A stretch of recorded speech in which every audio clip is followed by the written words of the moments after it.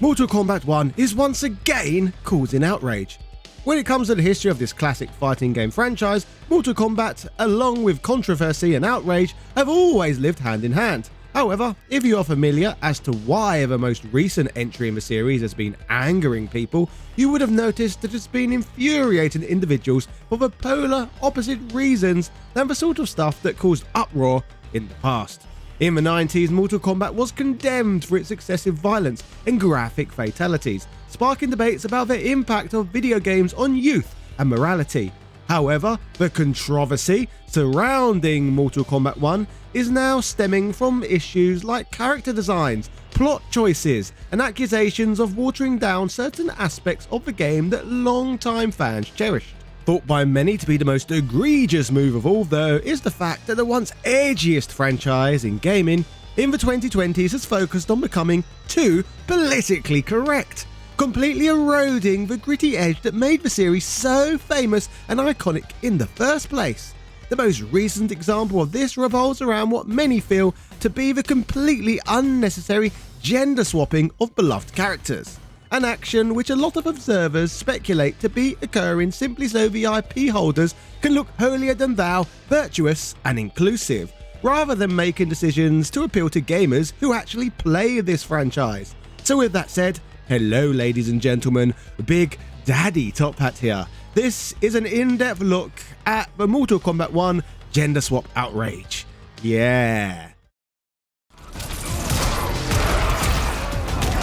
The unfolding history of the existence of Mortal Kombat 1 has been entertaining so far, delivering to all of us various popcorn moments resulting in a great deal of backlash from the public against the game. Even back when this title was in its early access phase, many loyal players have voiced disgust at how badly performed the voice work was for the character Nitara, voiced by Megan Fox. The performance was criticised for being emotionless and lacking depth, but rather than let the criticism fizzle out, Hollywood elite Megan Fox would choose to bite back against the people paying her wages, commenting on her Instagram, "Now all you grumpy trolls in the comments can execute a fatality on me. Catharsis."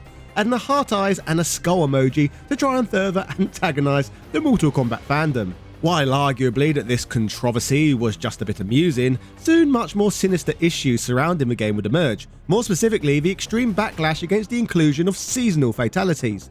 A move that many saw as one of the most greedy and predatory in the history of the fighting game genre, due to the way these were introduced. So let me explain why. Mortal Kombat 1 was launched as a very expensive game, but rather insultingly, even prior to the game ever coming out, a so-called premium edition of a title was made available for pre-order. Even a digital version of this was available at a whopping £89.99. That's a crazy amount of money for a single new video game. Something I'd like to add though is that although insanely pricey, I can get you huge discounts on superior Japanese produced fighting games, such as over 50% off of Tekken 8 or Street Fighter 6. And even a huge discount on its Season 2 pass, including M. Bison and soon Terry Bogard. It's deals like this that make today's sponsor Instant Gaming so awesome. If you're not in the mood for a fighting game at present and want to really play something amazing that Western journalists attempted to bury due to it not being apparently inclusive enough, I can get you a big discount on the brand new and fan-acclaimed Black Myth Wukong. Get up to 90% off of thousands of games by using my affiliate link via the pinned comment now, and support independent voices such as my own. Happy shopping! Back on the subject of the ludicrously priced Mortal Kombat 1 Premium Edition, making this high-end purchase, players gained early access to DLC characters, got an additional 6 fighters along with 1,250 Dragon Crystals, the in-game currency that is usually purchased using real-world money. If you forked out the cash for that, you would expect at least within the early months of a game's release to have access to all the game's available content. But nope, the title would greedily paywall stuff which even those who pay premium prices would have to pay additional money for if they wanted it. Outrage would quickly spread online after players got left frustrated with the announcement within a month of the game's release that a special Halloween fatality had been crafted, but if gamers wanted to be able to perform it, they would need to pay an additional $10 for the pleasure. Even those who had already just spent close to £90 on the premium edition, which should have included everything. Pathetic. The uproar this absolute BS generated would at least lead to NetherRealm Studios stepping in, claiming they appreciated the audience's feedback, with them announcing that those who made this stupid purchase would later get a Thanksgiving and winter fatality at no extra charge. But the fact that any of this happened in the first place just shows how predatory this American video game brand has become. Now, with many believing that decisions are being made that are both financially and creatively detriment to the fan base, it's no wonder that gamers are becoming increasingly skeptical regarding the future of what was once one of the coolest, boundary-pushing video game franchises that had ever existed. Appearing to some as more corporate and soulless by the day, it's not surprising at all that the next wave of Mortal Kombat DLC is kicking up drama online once again. Known as Chaos Reign, spelt predictably with a K, the trailer reveals for this content have quickly led to many eye rolls around the internet. I can't believe you've done this. With the root of the mockery revolving around the reveals of the two classic characters that have been gender swapped. What the hell is even that? Cyborgs from the original games, Sector and Cyrax, are no longer cyborgs, and Cyrax, for example, has been rewritten as a strong independent black woman who don't need no man, with her in the trailer revealing her face with seemingly no other reason other than to illustrate her gender and skin colour.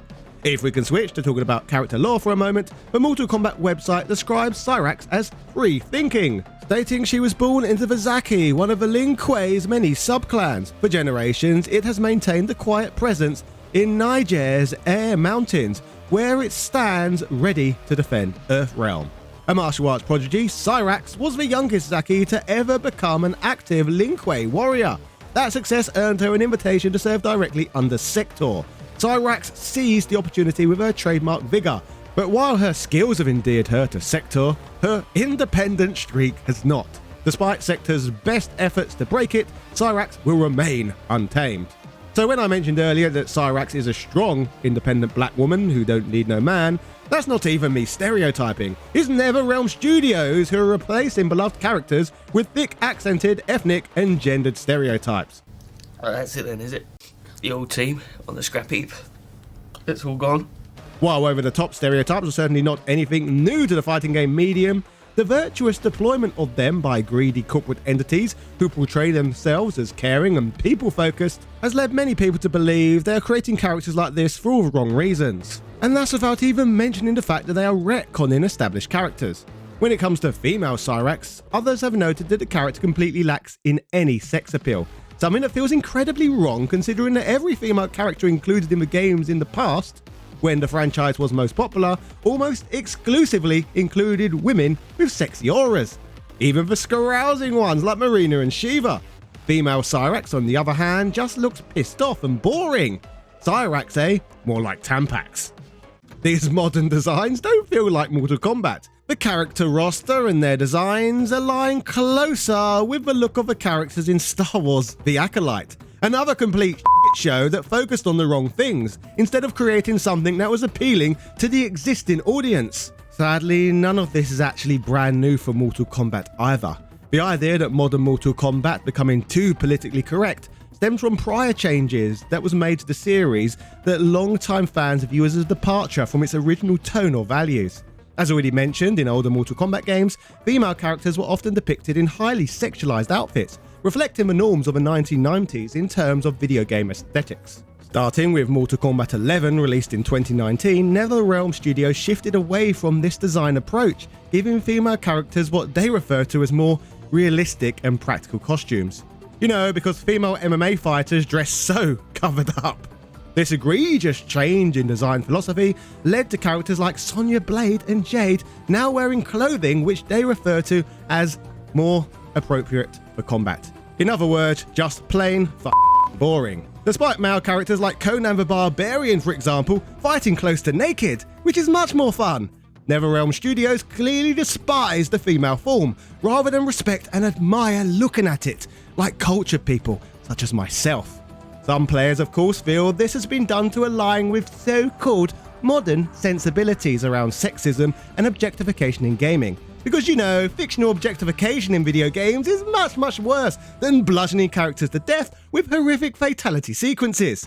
Corporate America seems to have some really weird creepy ideas around what's perceived as offensive and what isn't. How do we live on a planet where looking at a fictional woman in a bra is more offensive than watching realistic-looking fatalities for fun?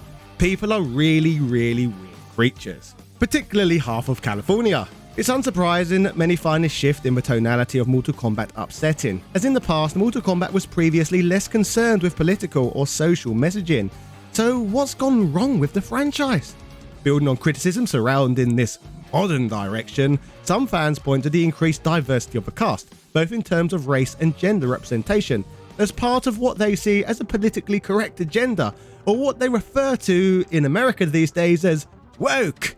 Mortal Kombat has always been somewhat diverse, but in recent titles there's been an even greater focus on making sure characters of different ethnicities, genders, and sexual orientations are promoted way beyond the story itself and instead placed in the game for virtue points. Because it's highly important we know what everyone else, including Mortal Kombat characters, are doing in the bedroom. This is all lunacy. While some see this as a positive step towards inclusivity, others view it as tokenism or forced inclusion of modern progressive ideals that don't need to be emphasized, as they never were in earlier games. Mortal Kombat's changes in costume design, story direction, and character representation have been interpreted by some as a result of this broader cultural shift, which they see as stifling creativity or pandering to a specific audience. As a specific audience, I for one am highly skeptical even exist in the first place, as which large groups of gamers are really crying out for these style changes? I've honestly not really seen anyone celebrate these sort of changes beyond contrarian game journalists and the odd weirdo shutting in my comment section. So it's no wonder that it is so widely believed that the developers have sacrificed the original spirit of the game. Regarding the reaction to Cyrax and Sector reveals, NetherRealm Studios currently have a dumpster fire on their hands, with criticism in the droves coming in masse on platforms like X. Websites such as That Part Place, covering the fallout of this event, point out that the much older Mortal Kombat 11 currently has the same size online player base as that of Mortal Kombat 1, which only came out last year, further illustrating how quickly many people have turned on this newer entry. The news outlet also points out that many gamers suspect the infamous DEI consultancy firm known as Sweet Baby Inc. have played a hand in gender swapping the characters, but states a matter-of-factly that it's confirmed in the credits that a similar company known as Lionbridge Games can be found listed in Mortal Kombat 1's credits. No matter though who you feel is responsible for the modern direction of Mortal Kombat 1, one thing is for sure: the Mortal Kombat brand that is around today is vastly different to the one so many of us cherished and loved in the 90s, and the series has morphed from being the equivalent of an edgy teenager making controversial jokes to instead a middle-aged, lectury, avocado-on-toast, boring city-dwelling millennial who walks around like they f***ing rent the place. Comment below if you think this is all being blown out of proportion, or if you think this criticism is fair. I'd love to know your thoughts. Don't forget I can get you giant discounts on thousands of games using my affiliate link, including Street Fighter 6, Tekken 8, and even Black Myth Wukong. Ooh. I hope you enjoy the rest of your day and grab yourself a selection of bargains. Happy shopping and cheerio.